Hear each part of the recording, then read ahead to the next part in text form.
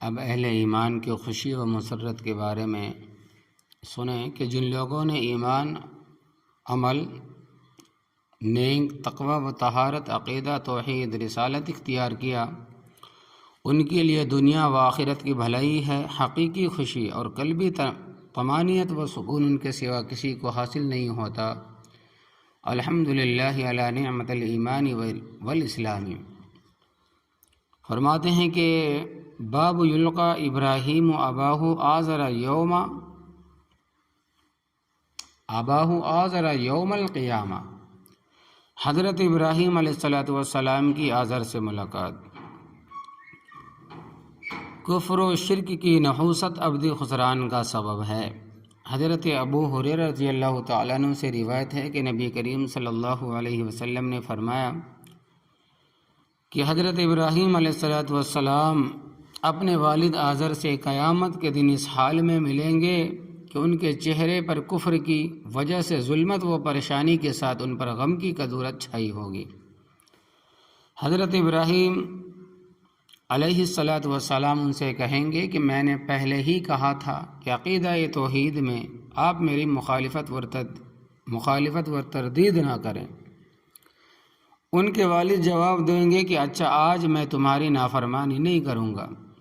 اس وقت حضرت ابراہیم علیہ السلام حضور حق میں عرض کریں گے کہ میرے رب، آپ نے مجھ سے وعدہ کیا تھا کہ قیامت کے دن تم کو رسوا نہ کروں گا۔ آپ اس سے بڑی رسوائی کیا ہوگی جو میرے والد کے سلسلے میں ہو رہی ہے کہ رحمت واسعہ سے دور ہے۔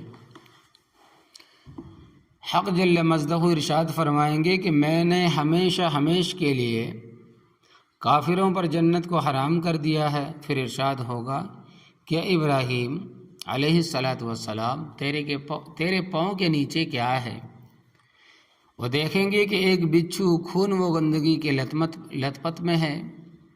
پھر وہ اس کی ٹانگیں پکڑ کر جہنم میں ڈال دیں گے۔ تو فرماتے ہیں کہ تیری عزت کی قسم وہ میرا باپ نہیں ہے، یعنی کہ حضرت ابراہیم علیہ السلام فرمائیں گے، اور یہ حدیث ہے کہ حضرت ابو ہریرہ رضی اللہ تعالیٰ عنہ روایت کرتے ہیں کہ رسول اللہ صلی اللہ علیہ وسلم نے ارشاد فرمایا، ایک شخص قیامت کے دن اپنے والد سے ملے گا تو ان کو کہے گا، کہیے میں آپ کا کیسا فرزند تھا؟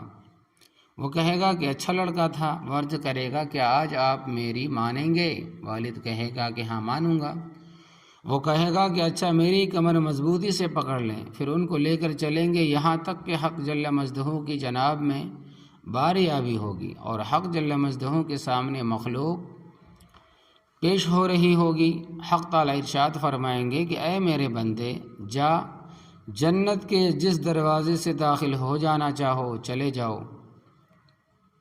عرض کریں گے کہ میرے رب، والد کے ساتھ داخل ہو جاؤں، اس لیے کہ آپ نے وعدہ کیا ہے کہ مجھ کو رسوا نہ فرمائیں گے۔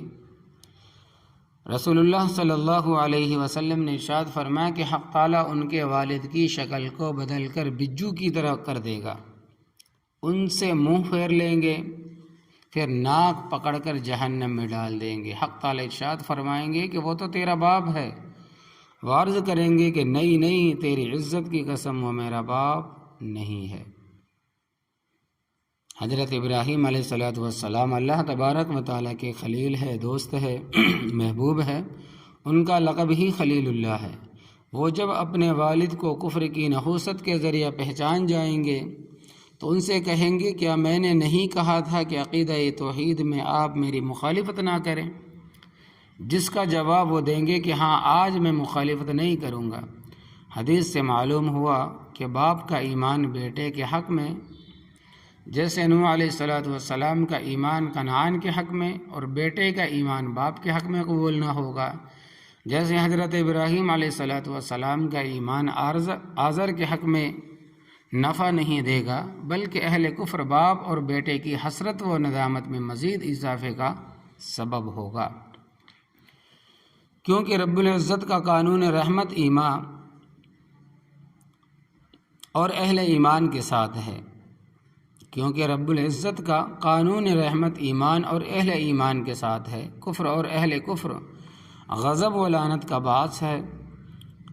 حق تعالیٰ نے واضح طور پر فرما دیا کہ انی حرمت الجنت علی الکافرین،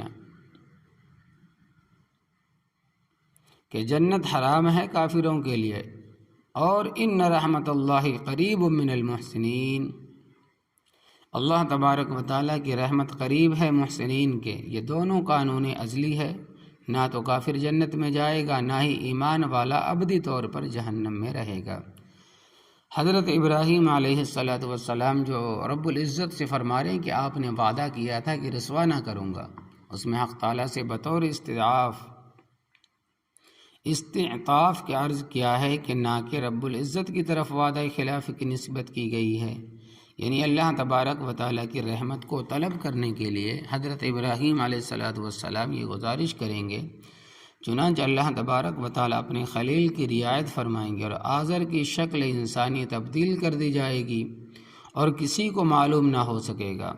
یہ حضرت ابراہیم علیہ السلام کا والد ہے، لہٰذا حضرت ابراہیم علیہ السلام کی رعایت بھی ہو گئی اور آزر کو کفر کی سزا بھی مل گئی۔ تو دعائے ابراہیم علیہ السلام کا حاصل یہ ہوا کہ الہی اس کو ایمان سے مشرف فرما کر کفر کے زمانے کی خطائیں معاف فرما دے۔ تو یہ ہے حضرت ابراہیم علیہ السلام کی دعا۔ اللہ تبارک و تعالیٰ کے دربار میں اہل ایمان کی خوشی اور مسرت تو یہی ہے۔ کفر اور شرک کی نحوست ابدی خسران کا سبب بھی یہی ہے کہ پچھلے حدیث میں آپ نے سنا کہ اہل ایمان کو کتنی خوشی ہوگی، اور شرک اور کفر کرنے والوں کو بالکل نحوست اور ابدی ہمیشہ کے لیے نقصان کا سبب ہوگا۔